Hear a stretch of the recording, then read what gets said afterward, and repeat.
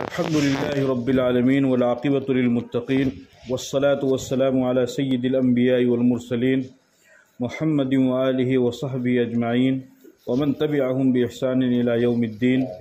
أعوذ بالله من الشيطان الرجيم. بسم الله الرحمن الرحيم. وما محمد إلا رسول قد خلت من قبله الرسل أفإن مات أو قتل انقلبتم على أعقابكم ومن ينقلب على عقبيه فلن يضر الله شيئا. وقال الله تبارك وتعالى في موضع آخر وما جعلنا لبشر من قبلك الخلد أفإن مت فهم الخالدون. صدق الله العظيم.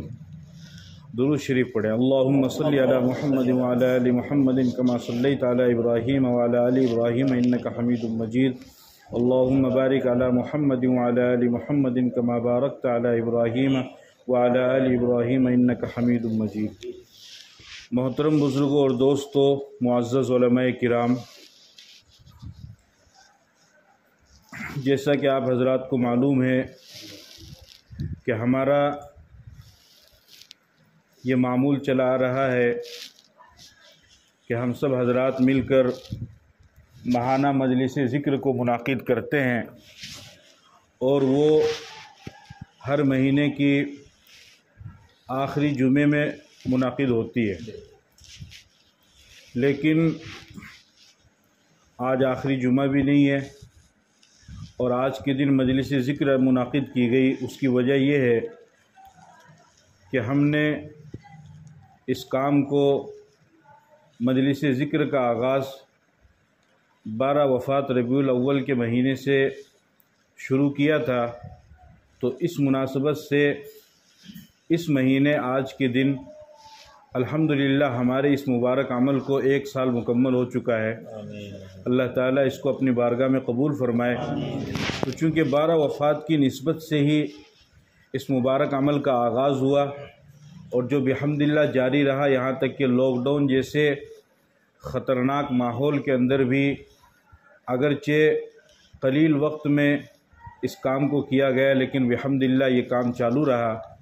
تو اسی نسبت پر مولانا ایوب صاحب کا یہ کہنا تھا، ان کا یہ حکم تھا، ان کی یہ دلی خواہش تھی کہ ہم آخری جمعے کو کینسل کر کے اسی نسبت پر آج ہی کے دن مجلس ذکر کا آغاز کر لیتے ہیں. تو چونکہ ابھی دن شروع نہیں ہوا ہے، لیکن آپ حضرات جانتے ہیں کہ چاند کی تاریخ اسلامی مہینہ وہ مغرب کے بعد، مغرب کے وقت شروع ہو جاتا ہے. تو 12 وفات کا دن اگرچہ کل ہوگا، لیکن چونکہ تاریخ شروع ہو چکی ہے تو وہ تمام فضیلتیں، وہ تمام خصائل جو حاصل ہونی چاہیے وہ حاصل ہو جاتی ہے. اس لیے کہ شریعت میں اعتبار تاریخ بدلنے کے بعد ہوتا ہے. جیسا کہ آپ حضرات کو معلوم ہے کہ رمضان المبارک کا مہینہ شروع ہوتا ہے، روزہ شروع ہوتا ہے تو وہ دن سے ہوتا ہے، لیکن چونکہ تاریخ رمضان کی مغرب کے بعد ہو جاتی ہے، اس لیے پہلے ہی روزہ رکھنے سے پہلے رات میں ہی تراویح ادا کر لی جاتی ہے. کیونکہ رمضان کے 2 خاص عمل ہے، ایک دن کا اور ایک رات کا. دن کا عمل ہے روزہ اور رات کا عمل ہے تراویح. لیکن چونکہ تاریخ بدل چکی ہے اس لیے اس عمل کو شروع کر لیا جاتا ہے. تو اسی مناسبت سے ہم نے آج کے دن اس مجلس ذکر کا انعقاد کیا. تو آپ حضرات کے بھی ذہن میں رہے کہ جمعہ کا دن کینسل کر کے آج کیوں منعقد کیا گیا، لیکن آئندہ آنے والے وقت میں اسی طریقے سے ہر مہینے کے آخری جمعے کو ہی یہ مجلس ذکر منعقد ہوتی رہے گی انشاءاللہ. بہرحال اللہ پاک نے انسان کو دنیا میں بھیجا تو پھر اس کی کامیابی کے لیے اللہ پاک کن اعمال سے راضی ہوتا ہے، کن سے راضی نہیں ہوتا ہے، کن سے ناراض ہوتا ہے، کون سے کام کرنے کے ہیں، کون سے کام کرنے کے نہیں ہیں، کون سے کام حلال ہے، کون سے کام حرام ہے، کون سے جائز ہے، کون سے ناجائز ہے. اب ظاہر سی بات ہے ان چیزوں کو بندہ نہیں جانتا ہے. تو اللہ رب العزت نے انسانوں کی رشد و ہدایت کے لیے 2 سلسلے چلائے، ایک کتاب اللہ اور دوسرے رجال اللہ. کتاب اللہ یعنی اللہ نے ہر زمانے میں کتابیں نازل فرمائی، توریت نازل فرمائی، زبور نازل فرمائی، انجیل نازل فرمائی، اور اخیر میں قرآن شریف نازل فرمائی.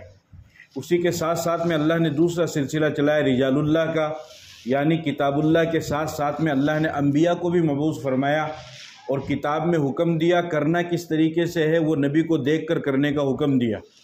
جیسا کہ قرآن میں اللہ نے فرمایا اقیموا الصلاۃ، نماز پڑھو۔ اب صرف اتنی بات اللہ نے قرآن میں فرمائی ہے کہ اقیموا الصلاۃ، نماز پڑھو، لیکن نماز پڑھنے کی ترتیب کیا ہے؟ اس ترتیب کو قرآن میں اللہ نے بیان نہیں فرمایا، اور اپنے نبی کے اوپر اللہ نے ذمہ داری دی کہ جس طریقے سے میرا نبی نماز ادا کر کے تمہیں بتا رہا ہے اسی طریقے سے تم نماز ادا کرو۔ قیام کیسے کرنا ہے، رکوع کیسے کرنا ہے، سجدے کیسے کرنے ہیں، فرائض کتنے ہیں، واجبات کتنے ہیں، سنن کتنے ہیں، ان تمام چیزوں کو علماء کرام نے بیان فرمایا۔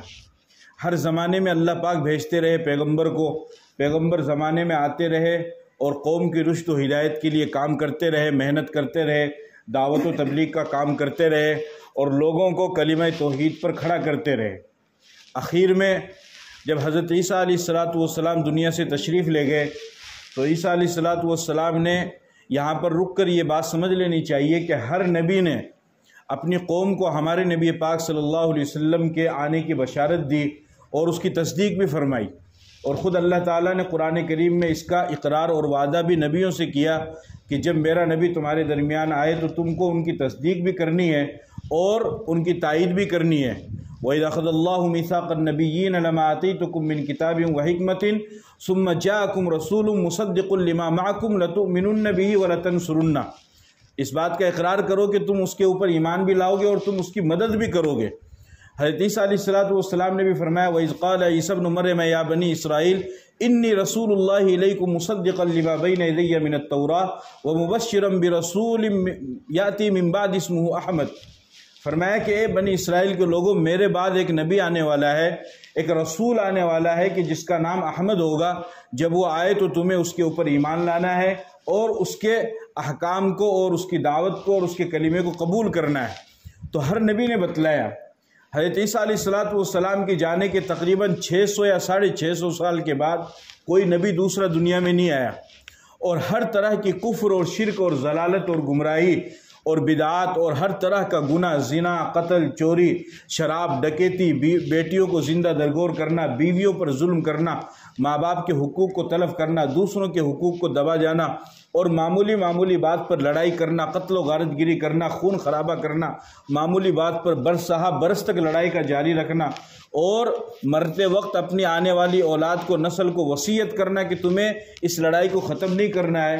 اس طرح کا بہت زیادہ گھٹا ٹوپ اندھیرا دنیا کے اندر چھایا ہوا تھا، اور اس کو آپ مثال سے یوں سمجھ سکتے ہیں کہ جب رات ہوتی ہے تو اس کی تاریکی کو، اس کو اندھیرے کو ختم کرنے کے لیے تارے آتے ہیں، لیکن وہ تارے ناکافی ہوتے ہیں، وہ اس کی تاریکی کو ختم نہیں کر پاتے ہیں۔ جب تھوڑا وقت گزرتا ہے پھر چاند نکلتا ہے، چاند اپنی روشنی پھیلاتا ہے، لیکن وہ بھی ناکافی ہوتا ہے، وہ بھی رات کی تاریکی کو ختم نہیں کر پاتا ہے۔ پھر اس کے بعد سورج آتا ہے، جب جیسے ہی سورج نکلتا ہے تو رات کی تمام تاریکی چھٹ جاتی ہے۔ پہلے زمانے میں جتنی بھی کفر و شرک اور گمراہی تھی، تاریکی تھی، اندھیرا تھا، وہ معمولی تھا، تو اللہ پاک نے ان کو ختم کرنے کے لیے تارے اور چاند کی شکل میں انبیاء کو بھیجا۔ لیکن عیسیٰ علیہ السلام کے جانے کے بعد 600 سال کا لمبا زمانہ گزر چکا ہے، اور بہت زیادہ ظلم اور شرک اور کفر کی تاریکی دنیا کے اندر آ چکی ہے۔ اب یہ تاریکی چاند اور تاروں سے ختم نہیں ہوگی، تو اللہ پاک نے میرے نبی پاک صلی اللہ علیہ وسلم کو سورج کی شکل میں داعی بنا کر کے اللہ تعالیٰ نے مبعوث فرمایا، اور فرمایا انا ارسلناک شاہدا ومبشرا ونذیرا وداعیا الی اللہ باذنہ وسراجا منیرا، سراج منیر بنا کر اللہ تعالیٰ نے ہمارے نبی کو دنیا میں بھیجا، اور آپ جب دنیا میں تشریف لائے تو آپ نے ان تمام تاریکیوں کو چھاڑ دیا، اور آپ کی روشنی سے وہ تمام اندھیرے دور ہو گئے، ختم ہو گئے، اور ہر طرح کا ظلم ختم ہو گئے۔ اسی ربیع الاول مبارک مہینہ جو چل رہا ہے ابھی، اسی مہینے کے اندر آپ تشریف لائے، پیر کے دن۔ تاریخ کون سی تھی؟ علماء کا اس میں اختلاف ہے، بعض فرماتے ہیں 2 تاریخ، بعض فرماتے ہیں 8 ربیع الاول، بعض فرماتے ہیں 10، بعض فرماتے ہیں 12، مختلف اقوال ہیں۔ اور اس کی وجہ یہ ہے، اس وجہ سے اس کو محفوظ نہیں کیا گیا چونکہ اس پر شریعت کے کسی حکم کا مدار نہیں ہے، اس وجہ سے محفوظ نہیں کیا گیا۔ لیکن زیادہ صحیح قول یہی ہے کہ 8 یا 12 ربیع الاول کو آپ دنیا میں تشریف لائے۔ بہرحال آپ دنیا میں تشریف لائے، جو مشن آپ کا تھا، اللہ تعالیٰ نے جس چیز کو، جس پیغام کو لے کر کے آپ کو بھیجا، آپ پھر واپس دنیا سے اس دنیا میں آپ نے اس پیغام کو مکمل کیا، اس کو پھیلایا۔ لیکن چونکہ آج 12 تاریخ ہے تو اس بات پر تمام امت کا اتفاق ہے کہ 12 تاریخ کو آپ دنیا سے تشریف لے گئے۔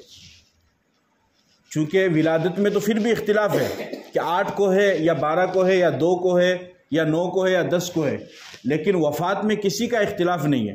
تو چونکہ آج 12 تاریخ ہے اور 12 وفات میں کسی کا اختلاف نہیں ہے، تو میں بھی یہ چاہوں گا کہ وفات کے تعلق سے چند باتیں آپ کے سامنے میں عرض کر دوں۔ چنانچہ آپ نے کام مکمل کیا۔ خطبہ حجۃ الوداع کے موقع پر سن 8 ہجری میں مکہ فتح ہوا، اس کے بعد پھر آپ نے خطبہ حجۃ الوداع کیا، اور وہ پہلا حج تھا آپ کا، یوں سمجھ لیجیے آخری حج تھا۔ اس میں ایک آیت نازل ہوئی، الیوم اکملت لکم دینکم واتممت علیکم نعمتی ورضیت لکم الاسلام دینا، کہ آج میں نے، اللہ نے قرآن میں فرمایا کہ آج میں نے تمہارے لیے دین کو مکمل کر دیا ہے، اور میں نے اپنی نعمت کو مکمل کر دیا ہے، اور میں تمہارے لیے مذہب اسلام سے، دین سے میں راضی ہوں۔ اللہ کے نبی صلی اللہ علیہ وسلم نے 1.25 لاکھ صحابہ کرام کے سامنے خطبہ دیا، اور اتنا جامع اور اتنا بہترین خطبہ اور اتنا زبردست وہ بیان تھا کہ ہمارے استاد محترم علامہ قمر الدین صاحب دامت برکاتہم، جن سے ہم نے مسلم شریف پڑھی ہے، وہ فرمانے لگے کہ آج جتنے بھی بڑے بڑے مذہبی اسکالر ہیں جو دنیا کے اندر کانفرنس کرتے ہیں، پروگرام کرتے ہیں، اور وہ بھاشن دیتے ہیں، اسپیچ دیتے ہیں، تو بڑے بڑے لوگ چاہے وہ کسی بھی مذہب سے، دھرم سے تعلق رکھنے والے ہو، وہ اللہ کے نبی صلی اللہ علیہ وسلم کے اس خطبے کو پڑھتے ہیں اور ان میں سے چیزوں کو نکال کر کے وہ بیان کرتے ہیں، کیونکہ آپ نے 23 سال کے عرصے میں مکمل پورے نچوڑ کو آپ نے بیان فرما دیا، کسی چیز کو باقی نہیں رکھا۔ اسی لیے حضرت مولانا مفتی شفیع صاحب رحمۃ اللہ علیہ معارف القرآن میں فرماتے ہیں کہ دنیا کے اندر جتنے بھی لوگ آئے، چاہے وہ دینی اعتبار سے ہو یا دنیاوی اعتبار سے یا سماجی اعتبار سے یا سیاسی اعتبار سے، کسی بھی اعتبار سے دنیا میں جتنے بھی لوگ آئے، ان کے بارے میں بعد والے لوگوں نے یہی کہا کہ ان کی زندگی نے ان کے ساتھ وفا نہیں کی۔ اگر مرحوم موصوف 60 سال کے بجائے مزید 70 سال یا 80 سال زندہ رہتے تو اس کام کو اور آگے بڑھاتے۔ ہر ایک آدمی کے بارے میں یہی کہا گیا کہ اگر وہ زندہ رہتے تو یہ کام اور پھلتا پھولتا، اگر وہ زندہ رہتے ان کی تحریک اور فروغ پاتی، اگر وہ زندہ رہتے تو پھر ان کا یہ قافلہ اور آگے رواں دوا ہوتا۔ ہر ایک کے بارے میں یہ بات کہی گئی، لیکن کائنات کے اندر صرف ایک ہستی ایسی ہے کہ جنہوں نے 1.25 لاکھ صحابہ کرام کے سامنے کھڑے ہو کر کے اس بات کی گواہی دلائی، اور جنہوں نے اس بات کا اقرار کروایا کہ میں جس پیغام کو لے کر کے آیا تھا اور مجھے جس مشن کو لے کر کے بھیجا گیا تھا، کیا میں نے اس مشن کو پورا کیا نہیں کیا، میں نے اس پیغام کو پورا پہنچایا یا نہیں پہنچایا۔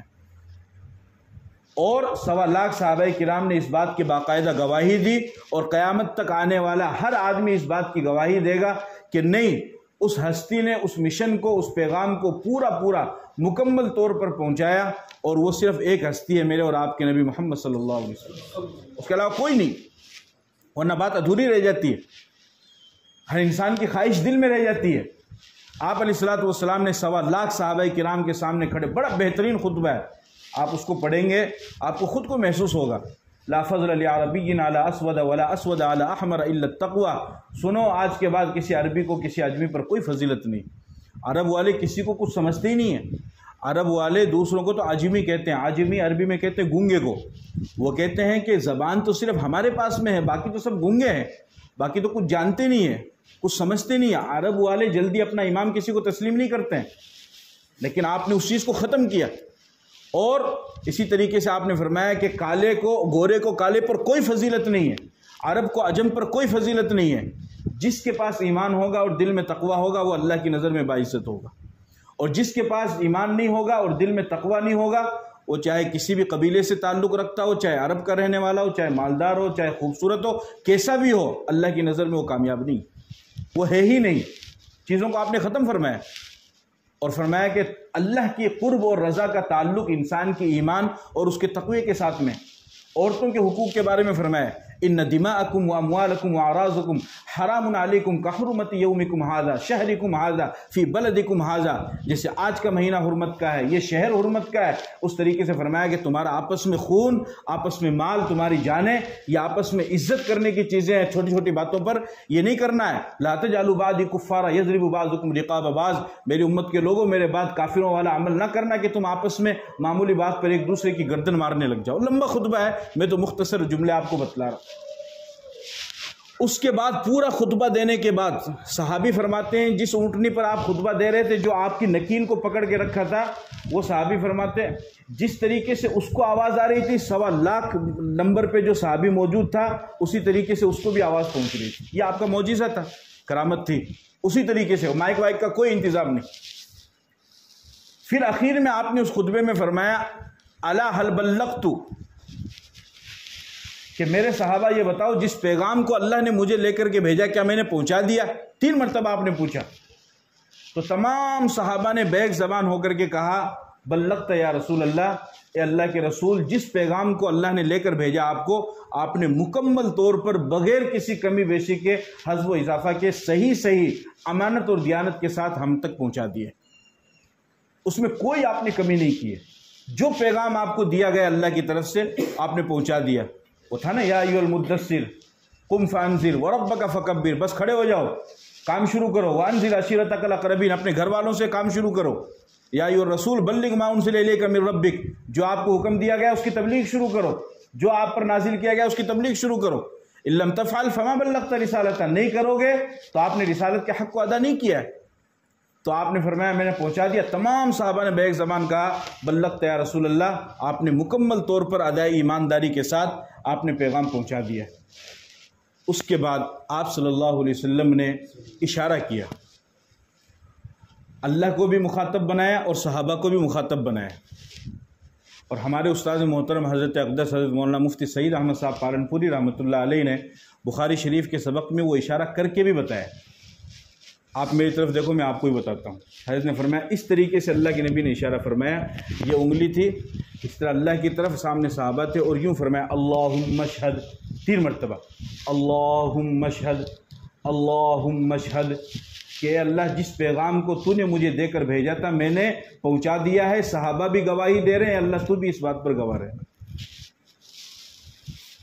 اس کے بعد خطبہ حجۃ الوداع کے وقت چونکہ وہ آیت نازل ہو چکی تھی تو آثار نظر آنے لگے تھے. پھر اس کے بعد ایک آیت اور خوبصورت نازل ہوئی، اذا جاء نصر اللہ والفتح، جب اللہ کی مدد اور فتح آئے گی، ورأیت الناس يدخلون فی دین اللہ افواجا، آپ لوگوں کو دیکھیں گے کہ وہ دھڑا دھڑ دین میں داخل ہو رہے ہیں، فوج در فوج دین میں داخل ہو رہے ہیں. تو قبیلے کے قبیلے اور خاندان کے خاندان دین میں داخل ہو رہے تھے. فسبح بحمد ربک واستغفر، اللہ نے آگے فرمایا کہ آپ اپنے رب کی حمد بیان کیجئے، تسبیح بیان کیجئے اور استغفار کیجئے، انہ کان توابا. اس آیت سے حضرت ابوبکر صدیق رضی اللہ تعالیٰ عنہ بھی سمجھ گئے کہ اب اللہ کے نبی کا وقت آنے والا ہے. پھر ایک موقع پر آپ علیہ الصلوۃ والسلام نے ارشاد فرمایا کہ اللہ نے اپنے ایک بندے کو اختیار دیا ہے، وہ چاہے تو دنیا میں رہ لے، دنیا کی نعمتوں سے فائدہ اٹھا لے، اور چاہے تو آخرت میں چلا جائے، وہاں کی نعمتوں سے فائدہ اٹھا لے. لیکن اللہ کے اس بندے نے آخرت کو ترجیح دی ہے. حضرت ابوبکر صدیق رضی اللہ تعالیٰ نے چونکہ سب سے بڑے عالم تھے، صحابہ میں بھی سب سے زیادہ متقی عالم وہ ابوبکر صدیق رضی اللہ تعالیٰ عنہ تھے. کائنات کے اندر جتنے بھی متقی گزرے ہیں ان تمام کے متقی ہونے کی گواہی لوگوں نے دی ہے، اس وقت کے اولیاء اللہ نے دی ہے، اس وقت کے علماء اور مشائخین نے دی ہے. کائنات کے اندر صرف ابوبکر صدیق ایک ایسی ہستی ہے کہ جن کے تقوی کی گواہی اللہ نے قرآن میں دی، وَسَيُجَنَّبُهَا الْأَتْقَى، ان کے متقی ہونے کی گواہی اللہ نے قرآن میں دی. اور آپ علیہ الصلوۃ والسلام نے فرمایا کہ میں نے سب لوگوں کے احسان کو ادا کر دیا. ابن ماجہ کی روایت ہے، ابوبکر صدیق میں تیرے احسان کو ادا نہیں کر پاؤں گا، تیرا احسان تو قیامت کے دن اللہ ہی دے گا. اور ابوبکر صدیق رضی اللہ تعالیٰ عنہ وہ ہستی ہے کہ جن کو اللہ کا دیدار صبح شام ہوگا. خوش نصیب بندوں کو تو ایک مرتبہ ہوگا، اور تھوڑے خوش نصیب ہوں گے ان کو ہر جمعے کا ہوگا. لیکن ابوبکر صدیق رضی اللہ تعالیٰ عنہ وہ ہستی ہے کہ جن کو اللہ کا دیدار روزانہ صبح شام ہوگا. اور یاد رکھو صرف دنیا نہیں، جنت کی بھی سب سے بڑی نعمت ہے اللہ کا دیدار. جنت کی بھی، یعنی جب جنتیوں کو اللہ کا دیدار ہوگا تو جنتی جنت کی نعمتوں کو بھی بھول جائیں گے، ان کو یاد ہی نہیں رہے گا کہ ہم کیا کھا رہے ہیں، پی رہے ہیں، کیا کر رہے ہیں، کہاں رہ رہے ہیں. جنت کی بھی سب سے بڑی نعمت ہے اللہ کا دیدار، اور وہ ابوبکر صدیق رضی اللہ تعالیٰ عنہ کو ہوگا. اور اسی لیے آپ علیہ الصلوۃ والسلام نے اپنی زندگی میں 17 مرتبہ ابوبکر صدیق رضی اللہ تعالیٰ عنہ کو مصلی پر کھڑا کیا اور ان سے نماز پڑھوائی، کیونکہ خلافت ان کو ملنی تھی، ان سے نماز پڑھوائی.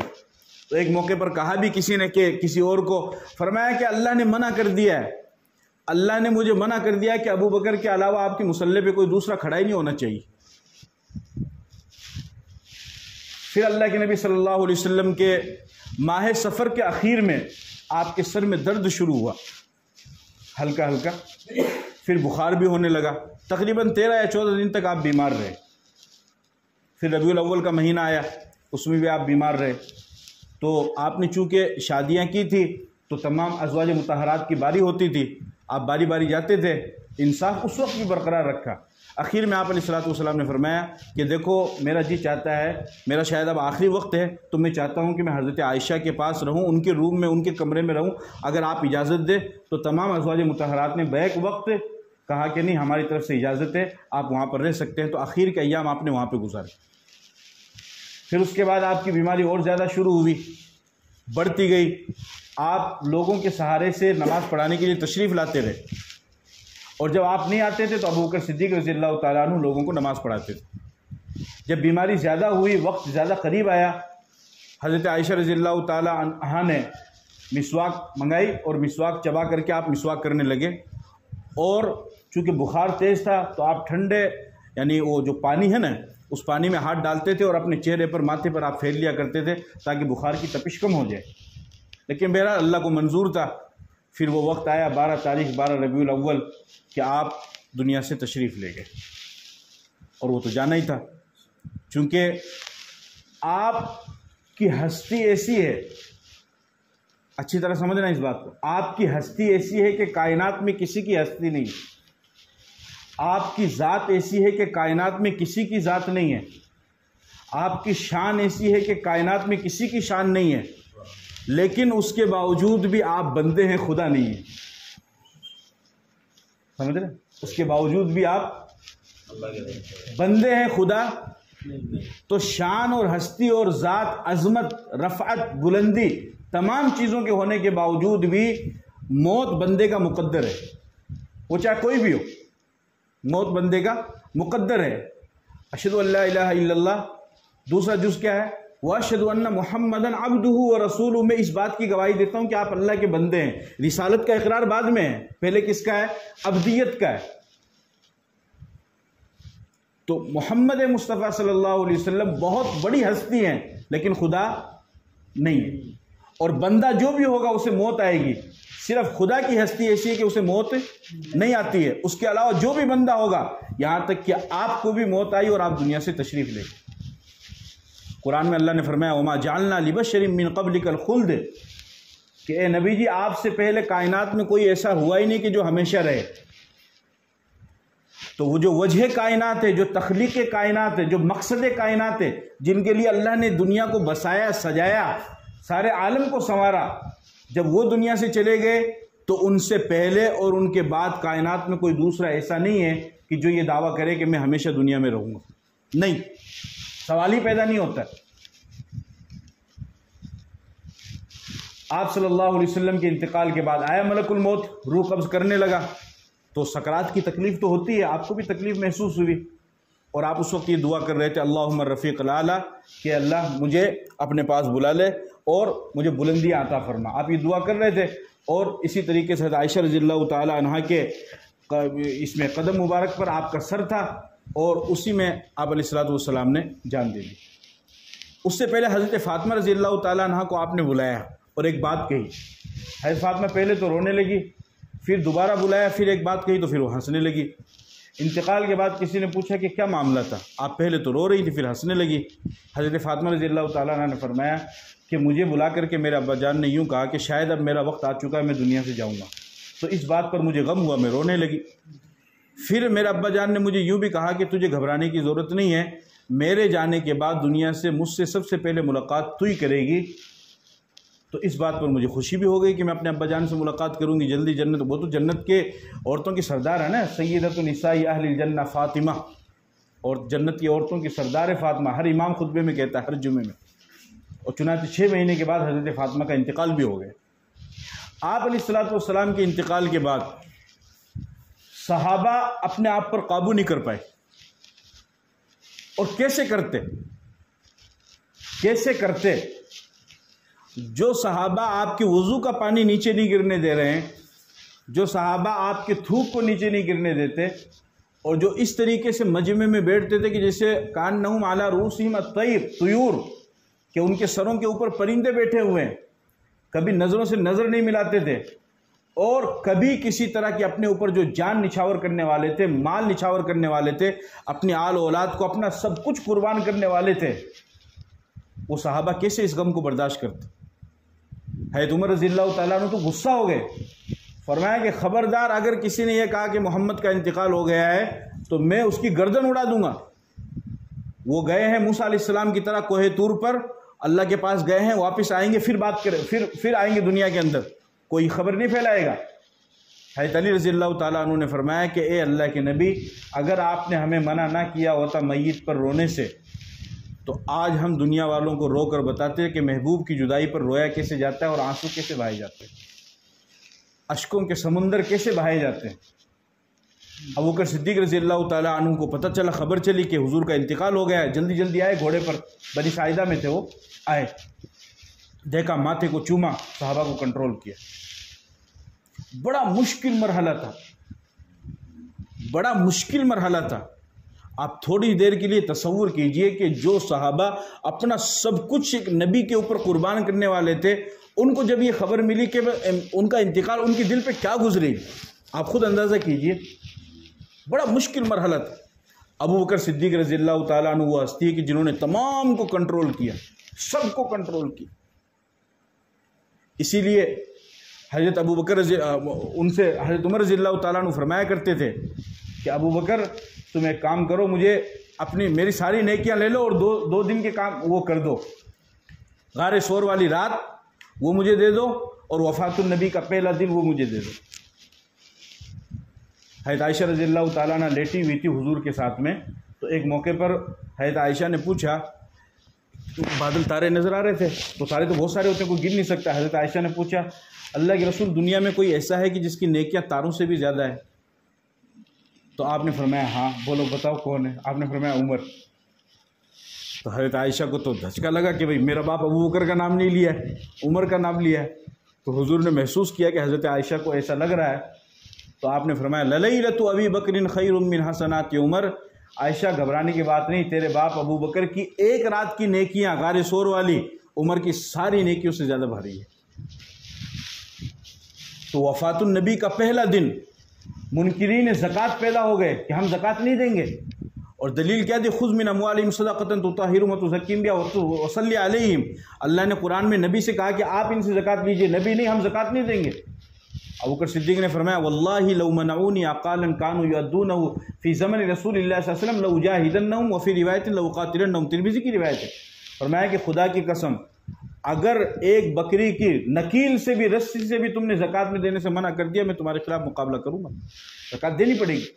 فتنہ کھڑا ہوا اسود عنسی اور مسیلمہ کذاب کا، اس نے جھوٹا نبوت کا دعویٰ کر دیا، لوگ اس کے شکار ہوتے جا رہے ہیں، اور صحابہ کو کنٹرول کرنا بڑا، ابوبکر صدیق رضی اللہ تعالیٰ عنہ نے سب کو کنٹرول کیا اور فرمایا کہ سنو ان محمدا قد مات وان اللہ لا یزال، کہ محمد اللہ کے بندے تھے، آج وہ دنیا سے جا چکے ہیں، اور اللہ کی ذات وہ ہمیشہ رہنے والی ہے، وہ کبھی ختم ہونے والی نہیں، اور حضور بھی دنیا سے جا چکے ہیں۔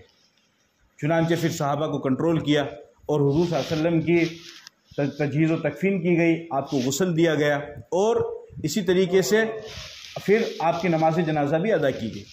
نماز جنازہ باقاعدہ کسی نے نہیں پڑھائی، آپ کا جو جسم اثر وہیں پر موجود تھا، اور صحابہ باری باری تشریف لاتے تھے، اور دو دو چار چار جیسے موقع ہوتا تھا ویسے مل کر کے نماز جنازہ پڑھ کر کے سب فارغ ہو جاتے تھے، کیونکہ کوئی ایسی عظیم ہستی تھی نہیں کہ جو سامنے میت رکھی ہوئی ہے، اس سے عظیم ہستی کائنات میں کوئی تھی نہیں کہ جو سامنے کھڑا ہو کر کے جنازہ پڑھا سکے۔ تو کسی نے جنازہ نہیں پڑھایا، صحابہ اپنے طور پر پڑھتے رہے، پھر اس کے بعد میں آپ کی تدفین کر دی گئی، اور وہ جنت کا ٹکڑا تھا۔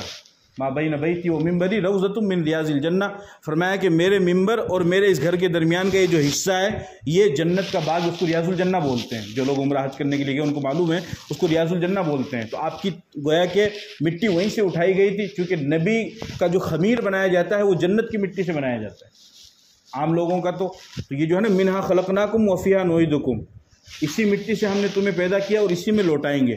تو انسان کی ولادت کا اعتبار نہیں ہے، اعتبار اس کی وفات کا، جہاں انسان مرے گا اس کا مطلب اس کی مٹی سے پیدا ہوا ہے، نول گڑھ کا آدمی ہے، سعودیہ میں مر گیا اور اس کی قبر بھی وہیں بنی ہے، تو گویا کہ وہ سعودیہ کی مٹی سے بنا ہے۔ وفیہا نعیدکم، وفیہا، اسی میں ہم تم کو لوٹائیں گے، پیدا نہیں کریں گے، اسی میں ہم تم کو لوٹائیں گے۔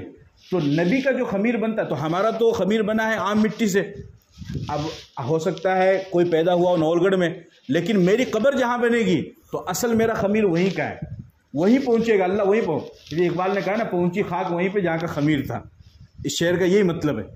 تو چونکہ نبی کا جو خمیر بنتا ہے وہ جنت سے بنتا ہے۔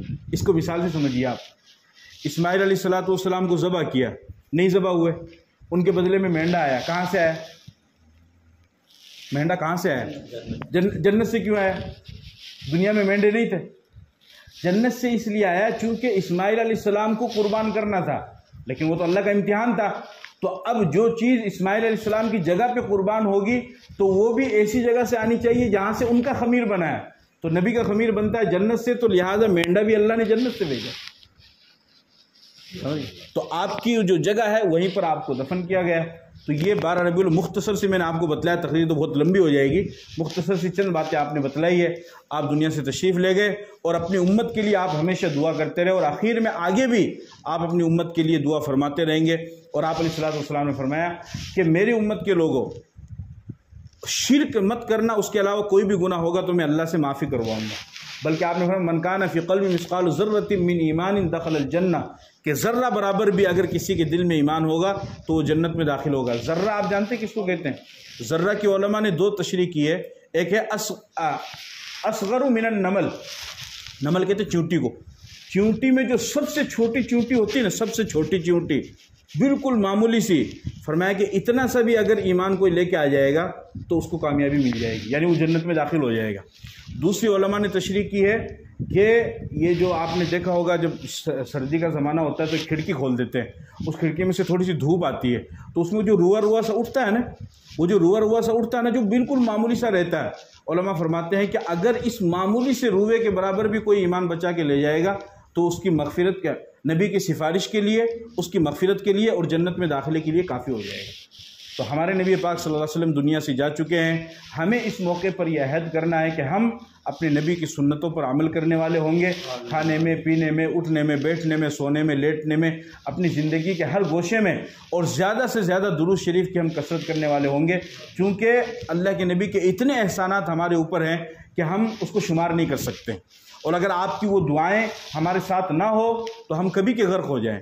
سود کھانا، بیاج کھانا، قتل کرنا، یہ مچھلی کھانے سے بھی بڑا گناہ ہے۔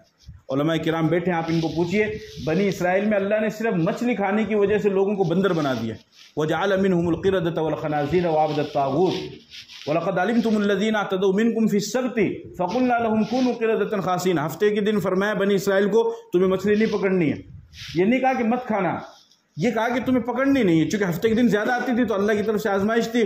انہوں نے کیا کیا؟ پکڑی بھی نہیں۔ اچھا، انہوں نے پکڑی بھی نہیں، انہوں نے سائیڈ میں چھوٹا سا حوض بنا لیا تو وہ ساری اس میں آ جاتی تھی، اور اتوار کے دن جا کے پکڑتے تھے، لیکن اللہ کو ان کی یہ مکاری بھی پسند نہیں آئی، اور فرمایا کہ تم میری بات کو نہیں مانتے ہو، کونوا قردۃ خاسئین، بندر بن جاؤ، تم ذلیل بن جاؤ، تم خنزیر بن جاؤ، اور اللہ نے بنا دیا۔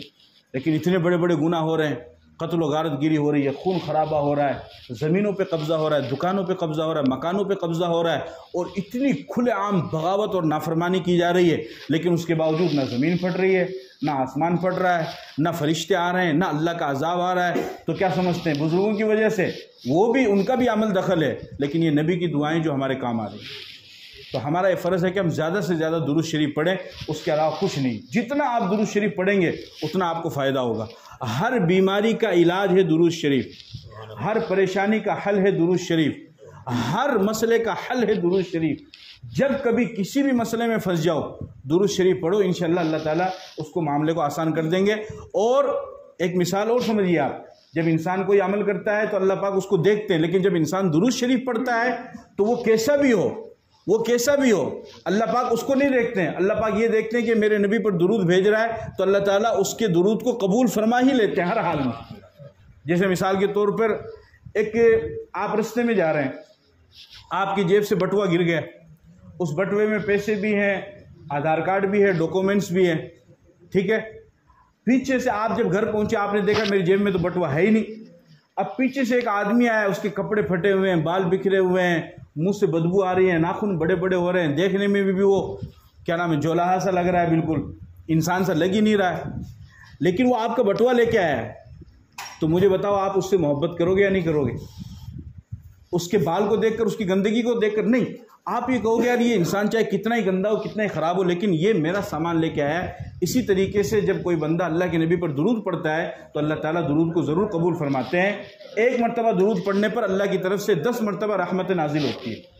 تو کثرت سے ہم درود شریف پڑھیں, اور جو درود ابراہیمی ہے, جو درود ابراہیمی ہم نماز میں پڑھتے ہیں وہ تو چونکہ لمبا ہے, اگر اس کو نہیں پڑھ سکے تو چھوٹا درود ہے, صلی اللہ علی النبی الامی, صلی اللہ علی النبی الامی, اور اگر وہ بھی یاد نہ ہو تو اس سے بھی چھوٹا صلی اللہ علیہ وسلم, صلی اللہ علیہ وسلم. ایک مرتبہ پڑھنا تو واجب ہے, اگر سنا ہو تو اس کا جواب دینا واجب ہے, باقی مستحب ہے.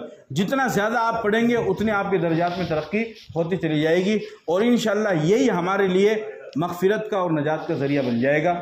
تو آج کے اس مجلس سے 12 وفات اور 12 ربیع الاول اور حضور صلی اللہ علیہ وسلم کی وفات کے تعلق سے ہمیں اس بات کا عہد کرنا ہے کہ ہم انشاءاللہ سنتوں پہ بھی عمل کریں گے, اور انشاءاللہ ہم کثرت سے زیادہ ہم درود شریف پڑھنے والے ہوں گے.